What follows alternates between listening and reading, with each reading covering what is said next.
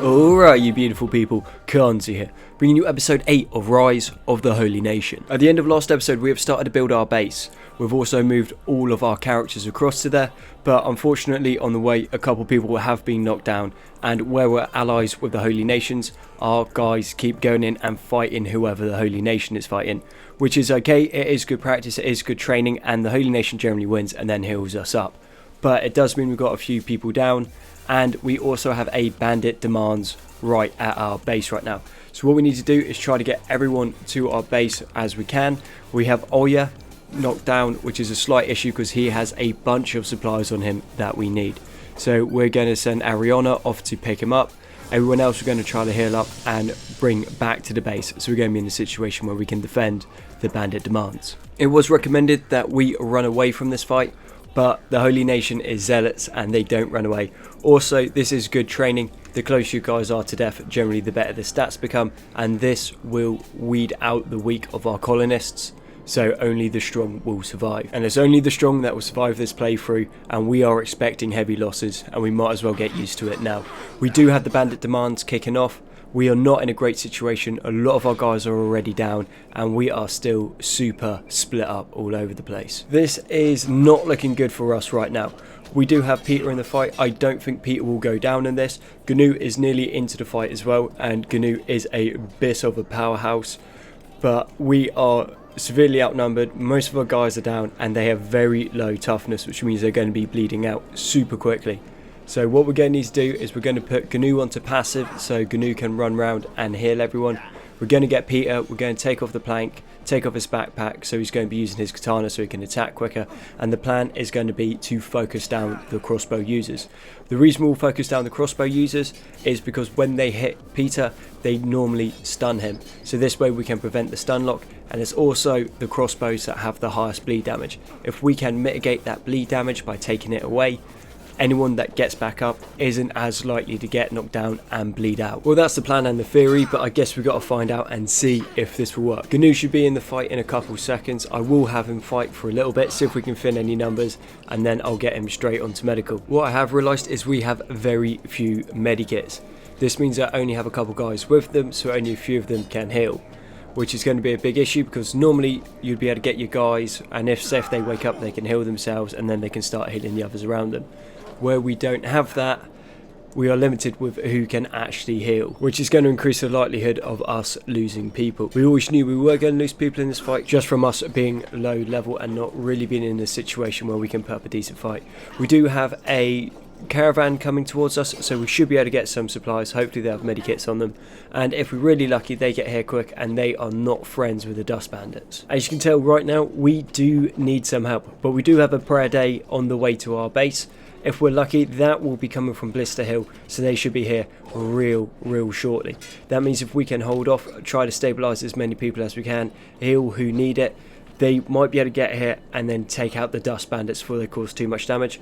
Also, the Holy Nation aren't friends with the dust bandits, which will be really useful in this fight, and the Holy Nation, where we're allies with them, they will heal our people up, so they should be able to stabilise a lot of us and stop us from losing too many characters. If your character does go down in this fight or this playthrough, feel free to recommend another one in the comment section below. Okay, so we've got our first loss, which is Chain. Not a massive deal. Chain was a new recruit, hasn't got any training, very poorly equipped and terrible stats, so not a big deal losing them.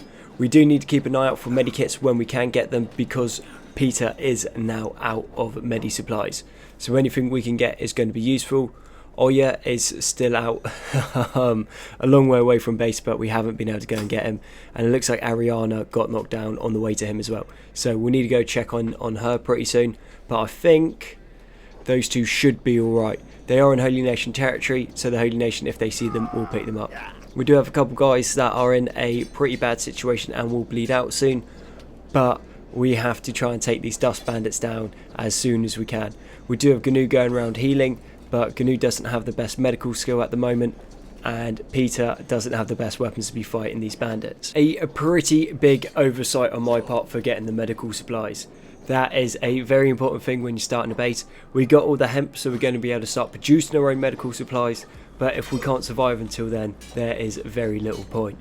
We are thinning the bandits down quite nicely now. There isn't nearly as many as there were, and they're quite damaged and hurt. Peter hasn't taken too much of a kicking. That masterwork Black Ninja chestplate is doing wonders for him, but we are still not in the best situation. We'll clear the bandits, but we need to get to the healing as quickly as we can. Well, that's the bandit demands finished off, thankfully. So now we just need to go hunt down medical supplies, find out who needs tending to the most, and then from there I think we're getting in a pretty good situation. We've only lost one character, which is actually insane. I was expecting a lot more losses. Anything that we lose now is just yeah, it's just down to my incompetence. It's just me being a bad Kenshi player, which we all know I am not the best. I enjoy the game, but I would not call myself an expert, that's for sure. In hindsight, I definitely should have had this on pause when I was going around getting the medical supplies. Janet is dead. She was our weaponsmith, which is a little bit annoying and a bit of a hit, but now we need to go around, find who needs healing the most, actually tend to them instead of talking about tending to them, and then we should be in a pretty good situation. Not that Peter has a massive amount of medical supplies, he really doesn't, but it should be enough to stabilise one or two people. We have Gnu. Gnu's got a few medikits on her, so that will put us in a decent situation. We do have guys spread out all over the place at the moment, but once we can start healing, focus down who needs healing the most. And now we've lost Tuscan as well, which is a shame. So we've lost Raider, we've lost Tuscan, we've lost Chain, we've lost Janet, and then we lost I think 3 others in like the first episode. But these things happen, so I think we're about 7 characters down so far. But I think that's pretty decent going. This is an Iron Man playthrough, so losses are to be expected. But anyone that survives generally becomes better. So we should have a bunch of pretty tanky boys soon. So our guys are soon going to be able to fight, they're going to be able to take hits, and it's not going to be too long until we can start producing our own weapons and armour. And once we can do that, that is going to be a massive game changer. And now we have a Narco in our base, which is super annoying. I really want to attack them, but we are literally minutes away from losing most of the colony. So we're going to have to bite the bullet, we're going to have to go and talk to them and see if they have a medikit. They've got one medium medikit, which isn't going to be great, but that's going to allow us to heal up, and next time these narcos show up, they are all dead. And it looks like our allies from the Holy Nation have now shown up and they're starting to heal us, which is always super good. We do have prayer day today, so we are going to send Peter the Hermit over, talk to the guy, and then we will do our prayer day with him, and once that is done we'll be right back. So the prayer day is now completed. It increases our relation by 3, and also a bunch more of the Holy Nation have shown up and they're just going around and they are healing everyone, which is super good. We've got Zoo running up to Oya to try and pick him up and bring him back to the base. Once Oya's back, he's got a bunch of supplies. With those supplies we can start producing more things. So what the plan for the moment is going to be is we want building materials going, but before that we need to focus down the iron plates. So like I said last episode, if we can get the iron plates going, and then once the iron plates are going we get into the building materials, we are going to be in a super sweet place. That means we're going to be able to start to produce workshops, so we can start getting armor on the go, we can start getting weapons on the go, we can build the fortifications. Once those are up we can look into farming. We get the farming up, we will then become self-sufficient and we can start trading, we can start going out recruiting more people, and then we will have a defense force left at the base. And I think 2 episodes time we're going to start taking out the enemies of the Holy Nation.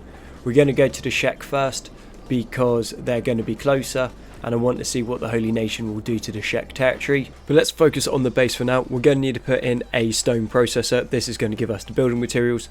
So we've got iron plates and building materials on the go.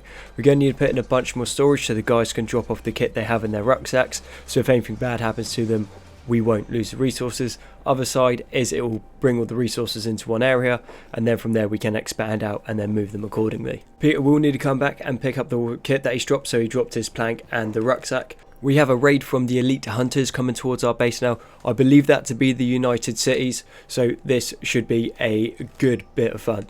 They're going to be super tough and hopefully we'll have some good equipment. So once we take them down, which we will, we should be able to loot some decent kit off them. We have moved some kit about, so now we're going to send Gnu up to get Oya. Oya has been healed up by the Holy Nation, so that's quite good, so we don't need to worry about him bleeding out, and we don't need to worry about anything happening to him in the time it takes for Gnu to get up, unless he gets eaten by river raptors, but I kind of hope that he doesn't. We have found the elite hunters. They're coming across from the Deadlands. So I'm kind of hoping they're not robots and they are the United Cities. I'm 90% sure they're the United Cities, but they might not be. So this is going to be a good fight. Thankfully, Gnu's super quick, so Gnu's been able to go and get Oya, which is really good. I didn't want Oya to die. I quite like Oya in this playthrough. So they'll be heading back to the base. The elite hunters seem to be going further north, almost to Narkos trap, which isn't an issue. It'll just buy us a bit more time. Hopefully they run into the Holy Nation and get in a bit of a scrap with them. Weaken down their numbers means they won't wipe us out. We have sent Zoo over to go and get Nida. Nida has the free sleeping rolls. So I remembered buying them.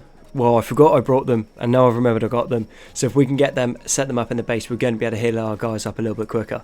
We're not too far away from being able to set up beds. Holy Nation has seen us and has come over and healed us, which is always a good thing. Do quite like being allies with the Holy Nation despite us getting dragged into loads of fights.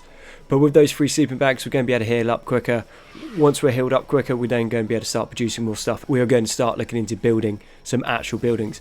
I think we'll start with Watchtowers because they are going to be the most used at the moment. Storm houses are good at the start, but they quickly run out of space and they're not super useful. A watchtower will have loads of space. We can use it as a barracks. We can also put harpoons on it and it'll do extra damage.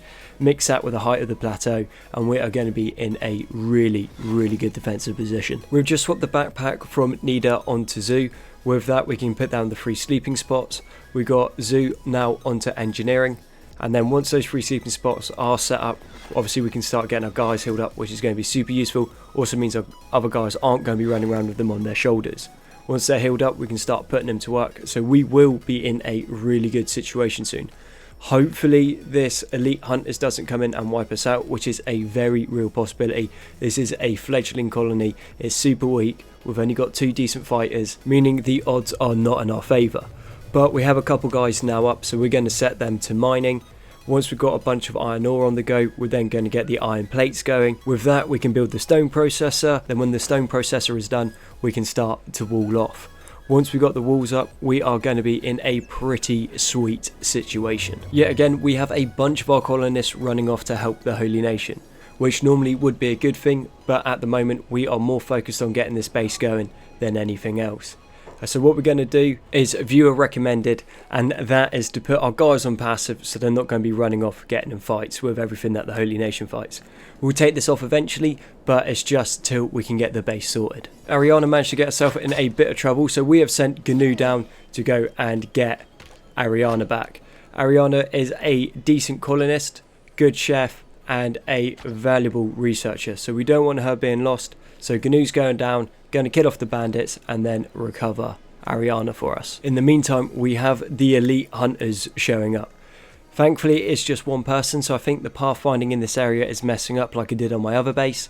So what we're going to do is we'll take Peter. Peter will go down and try to kill off this solo elite hunter. And little Jimmy has managed to get himself in a bit of trouble with some hungry bandits as well. We've sent Gnu down to help out little Jimmy. Little Jimmy is unfortunately now knocked unconscious and Gnu still has Ariana picked up. In the meantime, Peter is fighting the elite hunter. The elite hunter seems to have 2 decent katanas on him, which will be a very nice addition to our armory. I'm wondering if we can loot that samurai chestplate and if it's uniform or not. Because if it's not uniform, that is going to be super useful for us until we can make our own holy chestplate. Looks like we're going to have to pull off some multitasking here. So we have Gnu fighting the hungry bandits. Peter is fighting the elite hunters. And now we've got Caroline has decided to get involved as well. And my micromanagement sucks. So I just got to hope that my guys are good enough to survive long enough for either Gnu to finish his fight or Peter to win hers. Because any of you that have watched my micromanaging before will know that it is a subpar at the best of times. Looks like looks like Caroline has managed to disengage, which is really good. That is one less thing for me to worry about. Gnu is going to be able to tear through those hungry bandits like nobody's business. Gnu is super good at killing off hungry bandits. We also have Holy Nation showing up, so they're going to enslave the hungry bandits and also heal any of our guys that they see. And if we go check on Peter, Peter has taken down the elite hunter. What we're going to do is we're going to go through the gear. We got high grade samurai plate, high grade samurai cloth pants, Edgewalker 2 tachis. which are amazing. Specialist grade chainmail, a bit of money, not much, and a very nice specialist armoured hood, which we will be able to wear even if it's uniform, it's not a problem. The samurai armour might be an issue. Well, it will be an issue if it's uniform, and then we got some boots as well.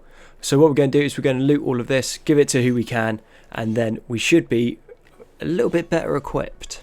Running into the issue of not having enough food for our characters at the moment, so we need to put down some raw meat storage, then some cooked meat storage as well, so our guys will have a place where they can go to get food, because we did have a couple guys that were starving. At the moment we seem to be alright, but that is not something I want to ignore for too long, because the hungrier you guys get, the worse their stats are, the worse they're at fighting, and the more trouble you're going to get in. We have just run into a Shek patrol by our base. Last time we fought a Shek patrol, we got some pretty good kit, so I'm hoping that we should be able to get some decent stuff of them as well. It's not looking like it's amazing stuff, it looks like it's fairly low quality, but we'll just go around, check all of them, and see if we can get anything good out of this. We got 2 huge cleavers, not amazing quality, and some medikits. But now what we're going to do is we're going to start going around and swapping the gear out, giving it to the guys that need it, move the medikits around and some of the armors. So this will make our guys better equipped, and hopefully we should be able to fight off another bandit demands when it comes around. I've got no intention of losing another 4 people to some raggedy bandits, so let's hope everything works out a little bit better with this new equipment. We're going to put in a small grill so we can start processing the raw meat into cooked meat. As I keep forgetting, there's only juggernauts that can eat raw meat. Greenlanders can't, but Scorchlanders can. And at the moment we have way more Greenlanders than anything else. We now have 5 guys working the iron node, and we also have 3 people working the 3 primitive forges. So it's going to be pretty soon we're going to be able to get the iron plates out, which is going to be super good for us. What I'm thinking for the defences is we wall this area off along here. So go all the way across to there, so then nothing can come down this path. And then we won't need to worry because the river's there, or we can follow the coast, which will mean it's only this section here that they'll be able to come to our base through.